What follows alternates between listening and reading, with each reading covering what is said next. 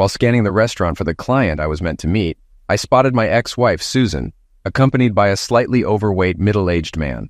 It was evident he had once been in good shape, but the effects of indulgence and time had altered his physique. Susan sat beside him, radiating contentment. Every aspect of the man hinted at wealth. Standing in the foyer, memories came flooding back to me. Despite 3 years having passed since our divorce, the emotions felt as raw as if it were yesterday. This is how I found myself here, observing from afar rather than being by her side. Nonetheless, as events unfolded, her desires were fulfilled. My troubles began with a trip to Albany for a client meeting. Opting to stay overnight to avoid a lengthy drive back, my plans were disrupted when, barely an hour into the journey, the client called to report a broken fender, though he was undamaged. Apologizing for the late cancellation, he expressed his regret, to which I assured him it was no inconvenience, suggesting we reschedule. Nevertheless, I felt unprepared for the extra 2 hours of driving ahead. Promising to do my best, I planned to return home for a surprise romantic dinner with my beloved wife. 90 minutes later, I finally turned onto my street. The first thing that caught my eye was the presence of 3 unfamiliar cars parked in the driveway. Knowing my wife often invited her friends over when I was away, I didn't think much of it. I parked on the street and entered the house, assuming everything was normal. However, the sight of 4 sets of clothes strewn across the living room floor immediately signaled that something was amiss. As I stood there, a gut-wrenching realization hit me. My wife's passionate cry wasn't a call for help. It was a familiar plea for more intense lovemaking. My heart sank as I grasped the truth. My wife was engaged in a carnal encounter with someone else. Despite my reluctance, I knew I had to face the reality awaiting me upstairs.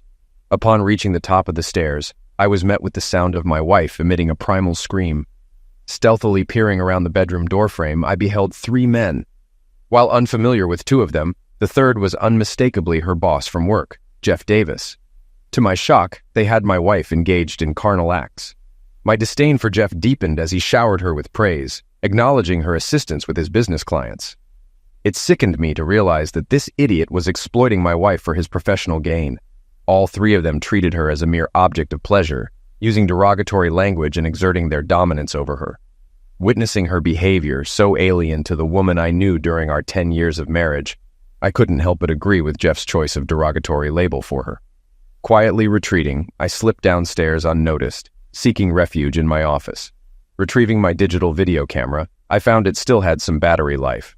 With an old holiday cassette inside and space for recording, I aimed to document my wife's actions for legal purposes rather than creating some illicit spectacle. Setting up the camera at the bedroom door, I captured footage of my wife's face and the others involved, managing to endure only 510 minutes of the ordeal before my emotions overwhelmed me. While some might find such a scene arousing, for me, it brought only sadness and a profound sense of betrayal. Feeling utterly deflated, I sought solace downstairs to collect my thoughts. In my office, I retrieved my weapon from the safe, removing the safety as a precaution. Though not inclined toward violence, I couldn't shake the urge to assert myself if things escalated. Venturing into the living room, I confiscated the car keys and wallets from the discarded pants strewn across the floor, deflating the tires of all vehicles parked outside, including Sue's car. Returning indoors, a sinister grin crossed my face as I concocted a plan, confident it would succeed if Sue took her cell phone. Spotting it on the bedside table during my recording, I readied my camera, positioned myself discreetly behind the stairs, and dialed her number. After several unanswered attempts, she finally picked up, the silence in the house indicating she had warned the others to remain quiet. Sue, breathless, inquired, "Hey, Bobby, how's Albany?" The faint chuckles of the men in the room were audible. "You seem winded, are you okay?" I pretended concern in my voice. "Yes, had to hurry upstairs for my phone call," she replied swiftly, composing herself. "My client canceled, so I'll be home shortly." "Interested in dinner?" I asked calmly, though internally I felt more agitated than ever. "Heading home now?" she asked anxiously. "Sounds good. Just need to get ready, babe." "See you," she hurriedly replied before ending the call abruptly, leaving me with a knowing smile, aware of what was about to unfold in just a minute. As anticipated, 4 completely undressed individuals began descending the stairs into the living room. The men swiftly dressed, and Sue also hurriedly tidied herself. As they all rushed out, Sue slipped on shoes and a jacket, glancing outside, hoping they'd depart before she did. Had she been less excited, she might have noticed my car parked on the street. The men all started shouting at her simultaneously, prompting Sue to step onto the porch to listen. At that precise moment, I slammed the front door shut and locked it behind her. My wife caught a glimpse of my face as I closed the door, attempting to communicate through the side window with a pleading tone in her voice. The time for discussion was over. The other men returned to my porch, banging on the front door, indicating they wanted their belongings. Realizing their intentions, I dialed emergency, reporting an attempted break-in. The dispatcher informed me a neighbor had already called. Providing my name and address, I awaited police assistance, which arrived promptly just 2 minutes later. After the police interrogated my wife, I approached the two officers at the scene and informed them that my wife had been maltreated by the men present, demanding their arrest. This caused immediate reactions from the men, who began shouting that they were invited, and she consented, denying any maltreatment allegations. Everyone, including myself, turned to Sue, waiting for her response. She avoided eye contact and admitted in a subdued voice filled with shame that she had invited the men into the house, engaged in closeness activity with them, and wasn't maltreated. She acted of her own volition. The men seemed relieved to avoid maltreatment charges. Shortly after, 2 more police cars arrived, and they recorded everyone's names for their report. The senior officer then addressed me, suggesting that since my wife invited these men and they were all over 18 years old, there was little legal recourse. He recommended counseling or similar assistance, delivering the remark with disdainful glare towards my wife. I instructed the police to call a taxi and informed them that Mrs. Thomas would not be allowed back into the house. That evening, one of the men called a taxi after discovering their flat tires. They also attempted to accuse me of stealing their belongings, but I refuted their claims to the police. Turning, I walked back to the porch, where Sue remained with them until the taxi arrived.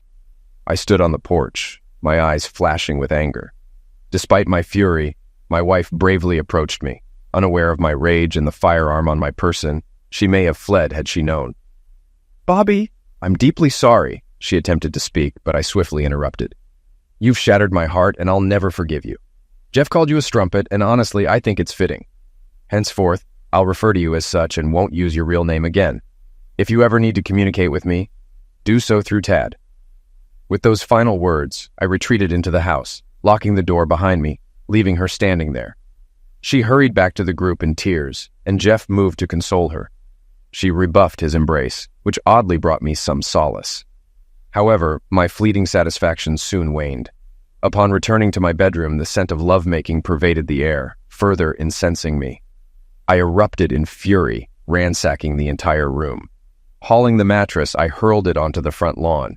Retrieving my toolbox from the garage, I disassembled the bed, tossing its pieces outside along with the mattress. Returning to the bedroom, I seized Sue's cell phone from the floor, scrolling through her contacts and messages. Predictably, I discovered repugnant emails, photos, and even videos of unfamiliar men engaging in carnal acts with her. Examining the images, it was evident she was acquainted with them. I chuckled bitterly at my former attentiveness to her, realizing those days were long gone. I carted all the boxes from our bedroom downstairs, depositing their contents in separate piles on the front lawn. Proceeding to purge her belongings from the guest room, I encountered an unexpected revelation. Moving each dresser drawer outside as I had done with the bedroom items, I encountered resistance with the last bottom drawer. Fueled by anger, I forcefully yanked it, hearing a telltale crack. With a bit of force, the drawer finally opened, revealing the source of the obstruction.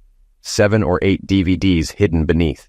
I accidentally cracked one of the plastic cases, but fortunately, the drive remained intact. My heart sank once more as I examined the discs. I didn't think I could feel any worse, yet I did.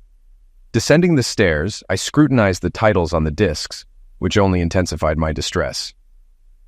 Arriving in the living room, I arranged everything on shelves for closer inspection. The first disc depicted Sue with her close friend Sarah at Sarah's residence. Sue often assisted at Sarah's gatherings in Avon, typically held on Tuesdays and Thursdays. It seemed they engaged in closeness activities with various individuals at her house. As I watched the footage over several hours, tears welled up, halting only at the sight of the final 2 discs. The first showcased Sue with her tennis instructor, a service I funded. She attended lessons every Saturday, returning too fatigued for closeness later in the evening, which now became clear. The second disc revealed Sue engaging in closeness encounters at her workplace, specifically in the boardroom with Jeff, her boss, and Jeff's superior, Bill Evans. Bill held considerable influence in the community, often featured in newspaper articles for his philanthropic efforts, which, I now witnessed, extended to my wife's private affairs. Retrieving a large envelope, I carefully placed inside it a cell phone, the discs, and a cassette tape I had recorded earlier. My intention was to hand the entire envelope over to my lawyer and confidant, Ted Worth, my trusted friend of many years. He was one of only 2 individuals in whom I truly confided. Nothing else mattered at that moment. Glancing at Sue's computer on the desk, I powered it up and began duplicating every file, email, photo, and video onto external drives. It took approximately an hour to complete the process, after which I settled down to sift through my wife's digital archives. Among the videos were scenes reminiscent of those found on the CDs I had discovered. Additionally, I stumbled upon explicit images typically associated with adult websites. Delving further, I uncovered a trove of emails spanning about 6 months. Despite her attempts to conceal them under misleading file names, I unearthed correspondence between her, Jeff, and several other men, as well as exchanges with Sarah. Just last week, I had dismissed them until one nearly devastated me. The thought of using my weapon crossed my mind, but I realized she wasn't worth it. I had to remain strong. The only email that affected me this deeply was from Sue to Sarah. Sarah questioned why she hadn't left me to be single again and asked Sue to detail her ideal future husband. Here's how she responded. Sarah, I have no interest in him anymore. Bobby is faithful but foolish. I fear he'll soon uncover my secret lifestyle. He's not entirely clueless, but love blinds him. Lately, he's been gaining weight, and his expanding belly is off-putting. Comparing him to other men, he's lacking. I also detest beards and mustaches, which make him appear somewhat repulsive. I once loved him deeply, but the excitement of recent years is too enticing to give up. His lawyer best friend could pose problems if he gets involved. Jeff and Bill at work hint at promotions and perks, with suggestive undertones. I laugh. I also desire a house and a car. If I play my cards right, I could also secure alimony each month. Additionally, I'm anticipating our Tuesday party, pending recovery from my tennis injury. Tony is impressive. Ensure I receive last Thursday's video. It was my first time with so many men simultaneously. As for my dream man, he must be affluent, loyal, compliant, and not too bright. He must cater to my every whim and still ask which one. I chuckle. I'm indifferent about the bedroom as long as there's money involved. I laugh. I can fulfill my needs elsewhere. Sometimes it feels too easy. Damn, Bobby's home now. Gotta go. See you on Tuesday. Call me Sue. I read this letter repeatedly, its words disgusting, and the last few years deeply hurting me. Did she truly feel this way about me? Was my love so blind that she cheated on me for over 2 years? Afterward, I retired to bed and fell asleep on the sofa. The next morning, plagued by restless sleep, I called in sick to work. I reached out to my close friend and lawyer, Ted Worth. Mary, Ted's secretary, answered the phone. I'd known her almost as long as Ted. I urgently requested a meeting, but she informed me he'd be tied up in court all day. Mary informed Ted that I need to meet him in his office in an hour. If he starts bothering you with nonsense, bring up Tammy Brown's name. That'll grab his attention. See you in an hour, I said before ending the call promptly. I began getting dressed when my phone rang. Reluctant to speak with Sue, I checked the caller ID. It was an unknown number, so I answered, suspecting it might be Ted returning my call. Hello, Mr. Thomas. This is Bill Evans from Susan's office. If possible, I'd like to discuss the events from last evening at your house. Could we meet today in my office to clarify the situation for all involved? Unsure if he was aware of the video footage of him with my wife at his workplace, I knew he was concerned about retaining Jeff Davis's key clients. My wife and Jeff were valuable assets to him, and he likely didn't want to lose them. Additionally, he was surely worried about negative publicity for his company and himself personally. Mr. Evans, I have an important meeting this morning, but I'll call you back on this number before noon to arrange something for today, I assured him calmly. I conveyed it as though he was reasoning with me. He was in for a surprise. As I stepped out, I glimpsed what resembled a bizarre yard sale. The broken bed and Sue's clothes were still strewn about. An elderly neighbor waved, wearing a curious expression. I knew I'd become the talk of the neighborhood. As they say in the news, it was a suburb sensation. In the city center, I grabbed a bite to eat before heading straight to Ted's office. Mary brewed a cup of coffee for me. Lots of cream, no sugar. We had a long history together. Holy crap, Bobby. I don't know what you've got on Tad, but I mentioned his name and he instructed me to clear his schedule for today. I could use a month off, she quipped. If you want to know who Tammy Brown is, she added jokingly, you'll have to ask Ted. By the way, where is he? I inquired. He said he'd be here right away. He needed to reschedule his meeting with the judge for today's court hearing, she informed me. Just then he walked in. Holy crap, Bobby. Tammy Brown. You must be in big trouble for mentioning that name to me. Come into the office and let's talk. Mary, don't patch me through to anyone right now, Tad quickly interjected. I grabbed my coffee and he shut the door for privacy. I recounted the events of the previous evening and shared what I had discovered about Sue's new lifestyle. Then, I handed him an envelope with the evidence I had gathered, and finally, he spoke. He listened attentively to my story without interruption. I could see the legal gears turning in his head as he processed the events from the night before.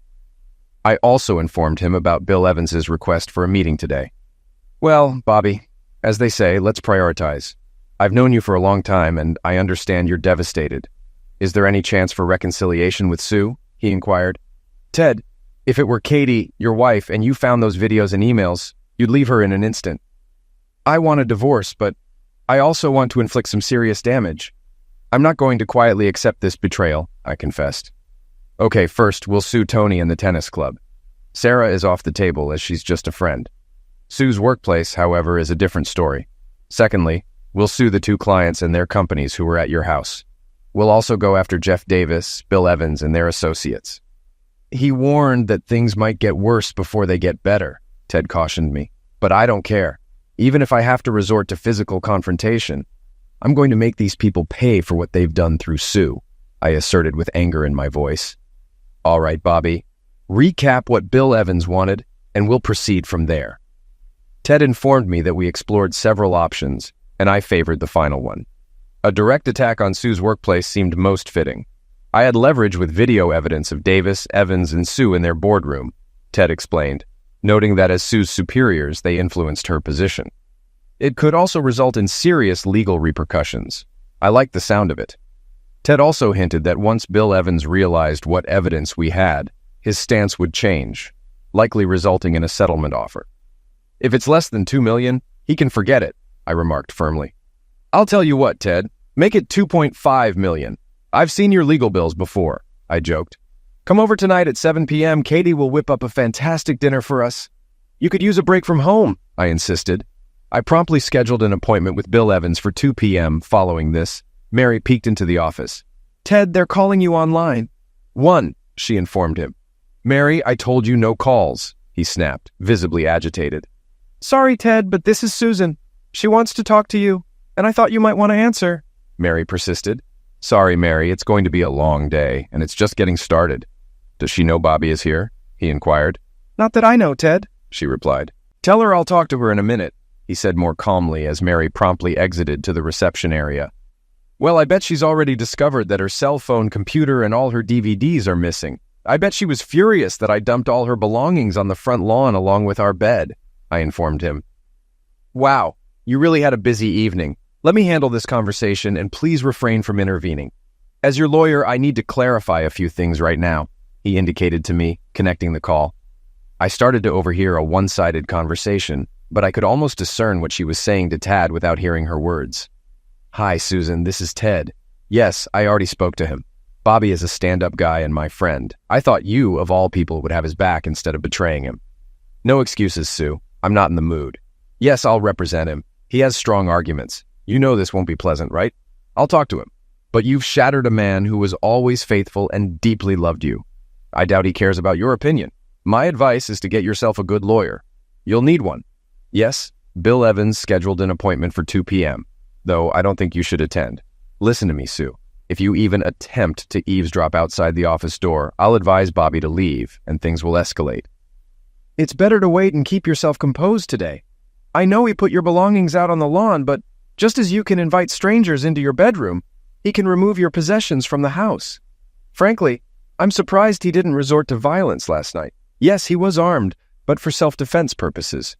Remember, he believed you were in danger of assault. It's in the police report.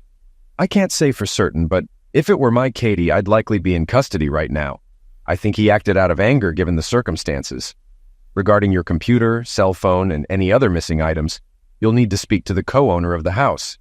Perhaps he left them on the lawn along with your clothes, and someone took them. I've handled all the escrow paperwork for the house, and you both have equal rights. How you exercise these rights is up to each of you." Ted responded that he would inform him immediately and advised Sue sternly to remain where she was and let Bobby stay in the house until things were resolved, as it wasn't safe for her to be there with him at the moment. He then told Sue not to push it and expressed his temptation to punch her in the nose. He instructed her to stay with Sarah and promised to be in touch, asking her lawyer to contact him once they've retained one. Tears wouldn't sway Ted now, as he was not only Bobby's legal counsel, but also his friend. He stated that her tears wouldn't move him, and that he could be ruthless when necessary, which seemed to be one of those times. He expressed regret that she would witness a side of him only his enemies see, and warned her that she wouldn't like it. Ted concluded by instructing Sue to keep her distance from Bobby and remain in her office for the time being, as he wanted nothing to do with her. Glancing up at me, Ted asked if I caught most of that conversation, his tone tinged with sadness. I confessed to my friend that I did catch most of it, expressing my wish to confront her face to face and express my true feelings.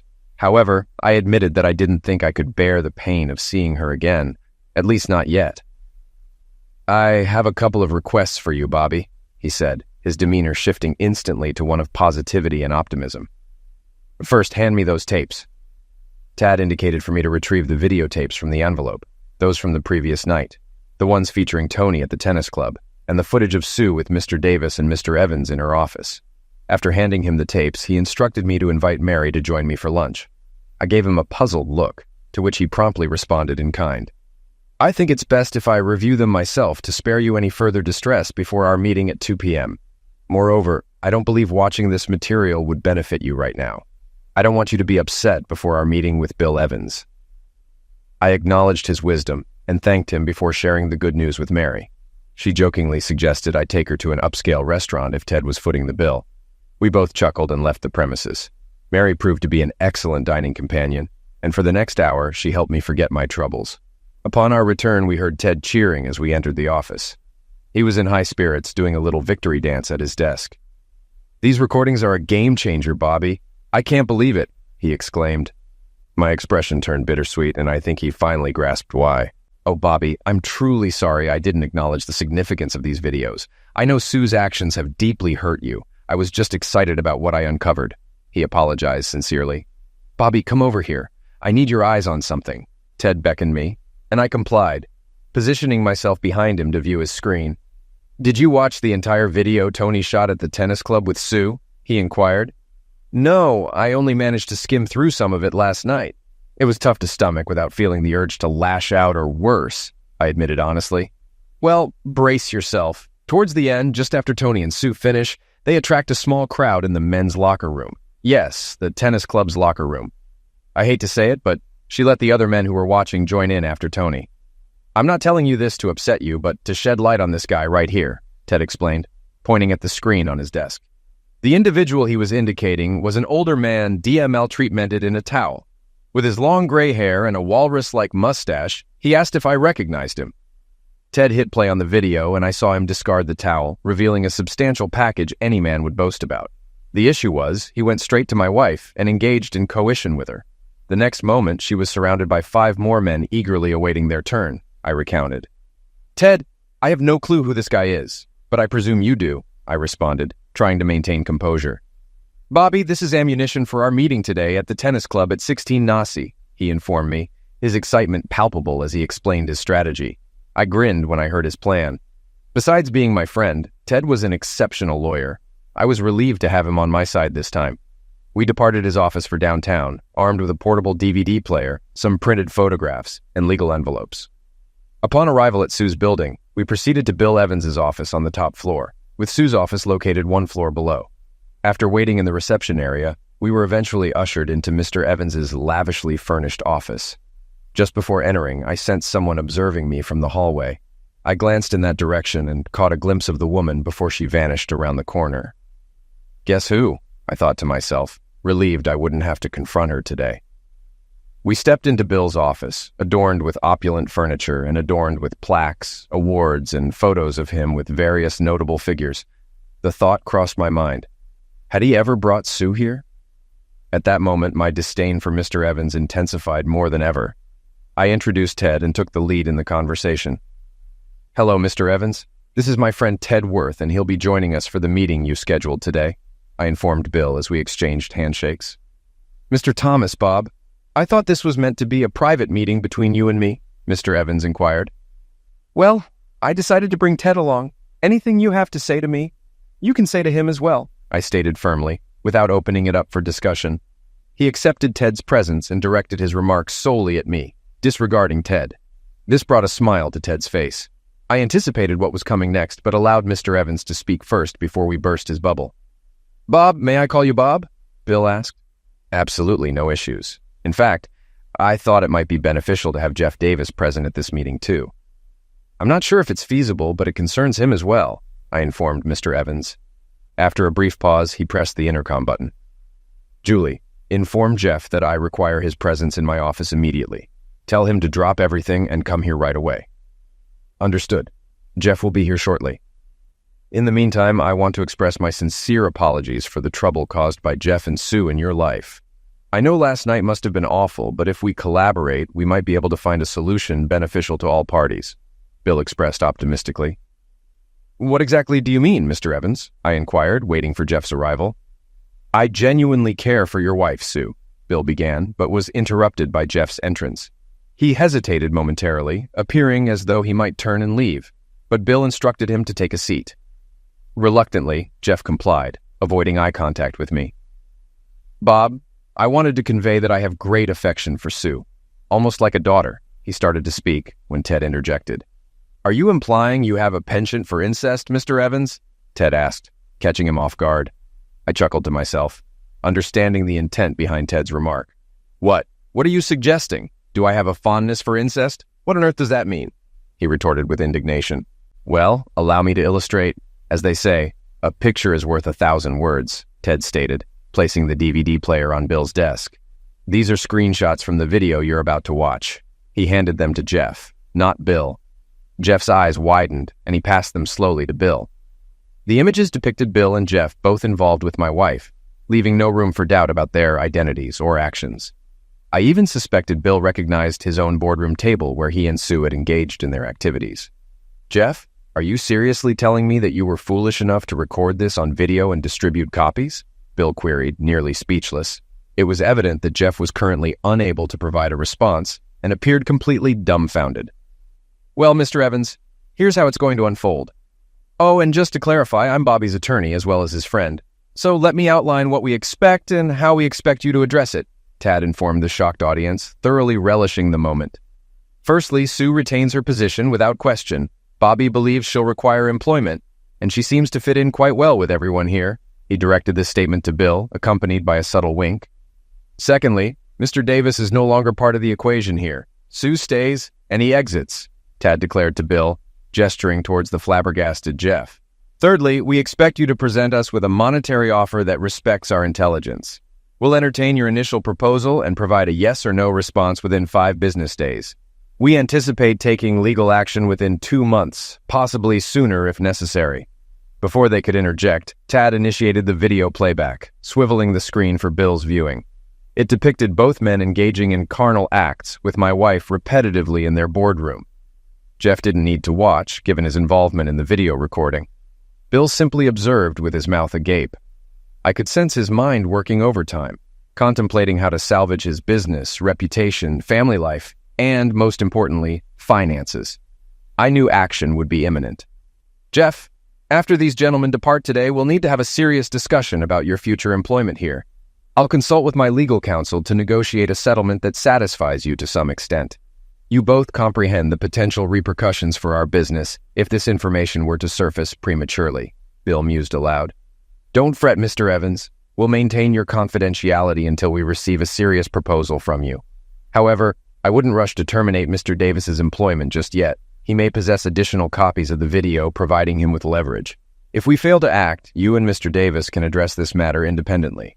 Oh, and just so you're aware, both of you could face legal consequences for engaging in relations with an employee, directly impacting your employment status and prospects," Tad cautioned them. As we both rose to depart, Tad reclaimed the DVD player and the photographs we had brought along. We exited just as Bill and Jeff seemed poised for a private discussion. I approached Tad with a query, but he gestured for silence until we were outside. I hadn't noticed my wife lurking around the corner, attempting to eavesdrop on our conversation, but Tad had. The last thing I heard was Mr. Evans barking into Julie's intercom. "Get Sue Thomas here immediately." I grinned, anticipating an intriguing encounter. Bill would soon discover that I had discovered his DVD in our home. Once outside, I inquired why he had given Jeff an escape route by suggesting he use his own videotape against Bill. "Divide and conquer, as they say," Ted explained. "It's better if they don't act as a united front, but rather each for themselves. That way, if Bill makes a half-hearted offer to us, we can play them against each other." Tad also noted wisely that Jeff and Bill have families and attend church, despite their behavior depicted in the videotapes. They're not keen on rocking the familial boat at present. As I departed the building, I realized it would now be remembered as the site where my wife betrayed me, rather than the esteemed workplace she once inhabited. It saddened me to think about. Ted's words snapped me back to reality. "All right, let's grab a beer before our next rendezvous at the tennis club at 4 p.m. We could both use a drink right now, and there's something I need to discuss with you, though I'm not quite sure how yet," Ted mentioned as we drove across town toward the tennis club. We stopped at a quaint bar restaurant adjacent to the tennis club. Ted ordered 2 beers and began speaking to me. "Bobby, I believe Bill Evans will extend an offer, but likely for just under $1 million. I'm familiar with his legal team from another case, and they're quite adept. He's also a realist. I'll call him tomorrow and convey that a lowball offer won't bode well for his client's business or personal life. I'll propose around $3 million or suggest we abandon negotiations altogether," he disclosed. "Furthermore, I need to ascertain if, in the event the offer is rejected, I have your authorization to cast Susan in an unfavorable light. I won't hold back for anything. My duty as your legal representative is to pursue what ensures victory in court, even if it entails painting an unflattering portrait of her. It might get ugly and highly publicized. I'll utilize every legal means at my disposal to secure our case. You might not appreciate all the potentially damning revelations about Sue, your marriage, and even your carnal life that could surface. I'm not sure if you've considered this aspect," Ted added at the 11th hour. I expressed that I had given serious consideration to the matter and believed I possessed more integrity than they gave me credit for. I mentioned that if necessary, I was willing to proceed, but I preferred to explore the financial offer route first, which I hinted at to Ted. Ted agreed and suggested starting by evaluating what Bill had to offer. He assured me that if Bill's offer was unsatisfactory, he would handle all the necessary paperwork promptly. Additionally, he mentioned leveraging his newspaper contacts and friends at 3 local news stations. He said they would be willing to obtain footage or images, even if they needed to censor the explicit content with blue bars, as they say in sitcoms. "Ted, you've consistently been there for me, and I trust your judgment. I just wish this whole mess never happened. Being an oblivious husband was more enjoyable than being publicly humiliated by a cheating wife. Nevertheless, you have my authorization to take whatever actions are necessary. After all, I didn't initiate this debacle, but I'm determined to conclude it soon," I expressed with frustration in my voice. "Understood, Bobby. No problem. Now, let's discuss the material for our next meeting. This guy, Mr. Harry Rydell, is the owner of the Ace Tennis Club. This is the guy I pointed out in the video in my office. He's indicated that he'll likely adopt a laissez-faire attitude, asserting that adults will be adults and he won't intervene. Even Tony's tennis coach might be dismissed for appearance's sake, only to be rehired later. Tony's quite popular at the club, particularly among female members. Keep in mind, Bobby, that while men primarily pay club dues, women are also stakeholders. This dynamic will be pivotal in your interaction with Mr. Rydell," he briefed me on the situation. We arrived just in time, and it was evident that Mr. Rydell and Thad didn't see eye to eye. Their animosity was palpable from the outset, Mr. Rydell told Thad bluntly, signaling the meeting's conclusion. "Mr. Rydell, this is Bob Thomas," he said, nodding in my direction, "and his wife is a member of your club. It has come to our attention that Tony Simba, your tennis instructor, was having an affair with Mr. Thomas's wife. We want to know what you plan to do about this," Tad finished. He waited for Rydell to speak, but even I knew that he would take everything upon himself, and in a few words, send Thad to hell. "Listen, what 2 consenting adults do behind closed doors in their own time is none of my business," Harry Rydell informed us. "And as for you, Mr. Thomas, if you can't satisfy your wife in the bedroom, don't come crying to me and blaming me if she strays. There are plenty of unhappy spouses who frequent the Ace Tennis Club. Some keep returning for the personalized attention my staff provides them, if you catch my drift, Harry said, winking at me.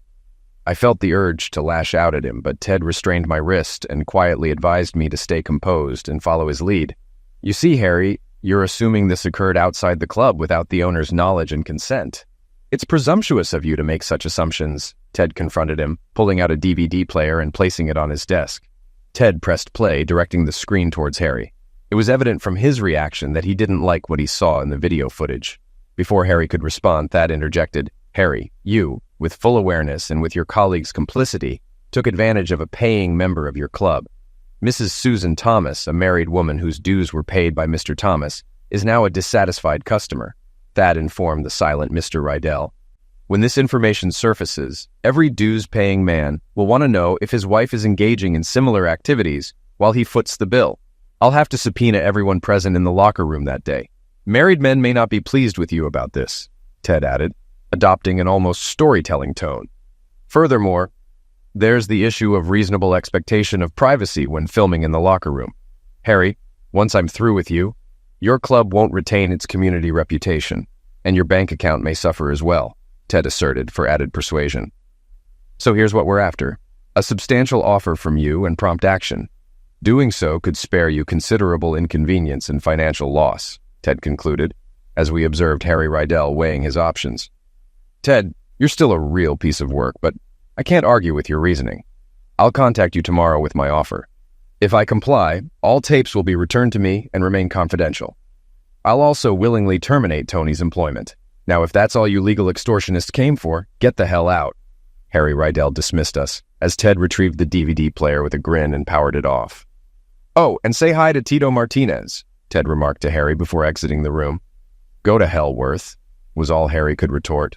Ted chuckled all the way back to the parking lot. That was quite the adventure. Now we wait for suggestions, Tad informed me as we headed to his house for a delightful homemade dinner. By week's end, Bill Evans had offered nearly $2.7 million to retain Sue as his employee. Jeff Davis, after naively handing over all his tapes to Bill Evans, found himself out of a job. Bill simply terminated him, leaving poor Jeff with little recourse. I went after the two fools who were with my wife the night I caught her with Jeff. They happened to be two of Jeff's major clients. Neither of them wanted any publicity, whether for their companies or themselves. So each of them offered me $1 million to keep quiet. Harry Rydell refused to make any offer and suggested we take legal action. So we did, and he ended up losing $3 million by the time we were done with him. His club suffered a mass exodus of members, and he was compelled to relinquish ownership. He likely thought he could evade consequences. But the judge wasn't impressed with the footage from the private locker rooms, nor with the infidelity. I granted Sue a house and a car as she desired, without having to pay a cent in child support. I only encountered her twice in court. Both times I greeted her as a strumpet, which brought her to tears. I often pondered why she cried now, but not before causing such turmoil in my life. I came into more money than I ever imagined thanks to following Ted's advice. The pain still lingered, haunting me to this day. All the trials of that dreadful year rushed back in an instant. I hadn't realized anyone was addressing me until I snapped out of my flashback and heard the restaurant manager inquiring if everything was all right. Unsure how long I had stood there lost in thought, I shook my head to clear it and returned to the present. Apologies, just reminiscing about an old issue once I saw the group I came to meet. Thanks again, I explained to the manager, noticing the curious glance he gave, reminiscent of how people regard an elderly person lost in reverie. I made a beeline for my ex-wife's table. The surprise was evident on her face. When last we were together, I was overweight, with long hair and a beard, nursing an old knee injury from baseball. That was my excuse then, but truthfully, I had settled into a complacent life with her. Now I sported a shorter haircut, was trim from regular workouts, and had my knee repaired thanks to the money from Jeff and Bill's company. My suits were now upscale, and I made an effort to present well in public. I opted to speak up first. You look fantastic today, Strumpet. Almost forgot how stunning you could be, I remarked, intentionally provoking a reaction. I knew exactly how to push her buttons. My name is Susan, Bobby. Why can't you address me by my name? She retorted, clearly irritated.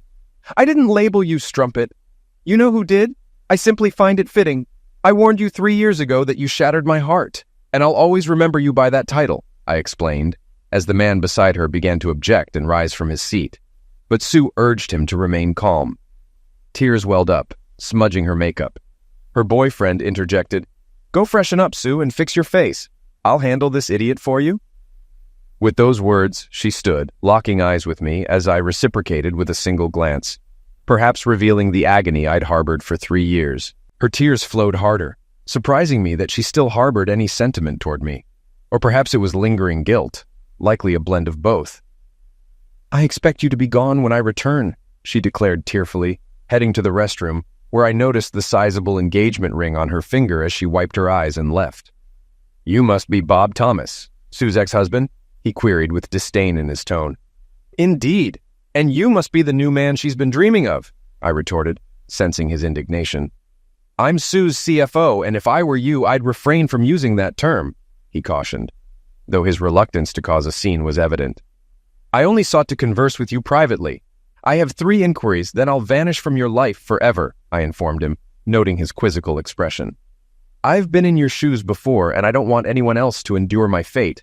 I suppose the strumpet painted me as a lousy husband, abusive or neglectful, or a womanizer," I remarked, knowing precisely what she'd conveyed to him. "But I'm not here to salvage my reputation in your eyes. Honestly, I doubt it'd serve any purpose. First off, does Sarah still host her Avon gatherings at her place on Tuesdays and Thursdays?" I inquired. "Sue assists Sarah with her decor sales on Mondays and Wednesdays. It seems your memory's a bit faulty," he snapped back. "All right then. Does she still take tennis lessons on Saturdays?" I pressed. "Sue swings a racket on Sundays. You seem to have a hazy recollection for someone married to her for so long," he remarked triumphantly. "All right, final question. Have you ever checked under the bottom drawer of the dresser in your living room?" I asked hurriedly. "No, why would I even do that?" he protested. "The 3 questions I posed to you are the reasons why we're no longer together. I still have all the leftover divorce paperwork in my office, legal documents, emails from Sarah and the other woman, and hours of videotapes. I've carried these with me for the past 3 years, so I thought you should have them," I explained, retrieving a worn and folded piece of paper from my wallet. "This is what the other woman wrote to Sarah when she inquired about how to get rid of me before I discovered her infidelity. After reading that letter, I realized I didn't know her at all and probably still don't. But it all revolves around you," I stated, handing him the paper. However, I knew Sue very well and understood her compulsive habits. She always followed the same routine meticulously, sometimes driving me crazy. I also had a feeling that even with a new man, she'd stick to her old ways, I elaborated. He seemed hesitant to accept the paper, but curiosity seemed to win out. He reached over and opened the email. "I've carried it for 3 years, occasionally rereading it and striving to better myself so that no woman would ever write such things about me again. Of all the evidence, that email hit me the hardest, which is why I've kept it with me. It's the same email I mentioned earlier in my story." Peter read the letter slowly and set it down on the table. Quickly, he grabbed a pen, scribbled a note on it, and to my surprise, abruptly left the restaurant. No glance back, no thanks, nothing. His expression remained impassive. I leaned over to see what he had written on the old email. "I'll return home shortly. Please wait here and I'll call you in 15 minutes. I need to check under the bottom drawer of my living room dresser. Be right back, Peter." I sensed he'd seen the truth, even if he wasn't thrilled about it. Something told me I hit too close to home on all 3 matters. The email seemed to be the tipping point, and he needed to verify it himself. Leaving a note on Sue's table, I departed. There was no way I'd stay in that restaurant with anyone tonight. Back in the foyer, I phoned my client, who didn't mind rescheduling the meeting since they were running late anyway. Before leaving, I glanced once more at the table. Sue returned, searching for Peter. Sitting down, she noticed her old email and Peter's note below. Her face drained of color as she recognized the contents of her old email and Peter's message. The last time I saw my wife, she was sobbing so intensely that the entire restaurant turned to look. I felt a pang of pity, but at the same time I was indifferent. That was the final encounter with her. I still wonder if Peter found something under the dresser drawer. Sue's tears indicated he might have.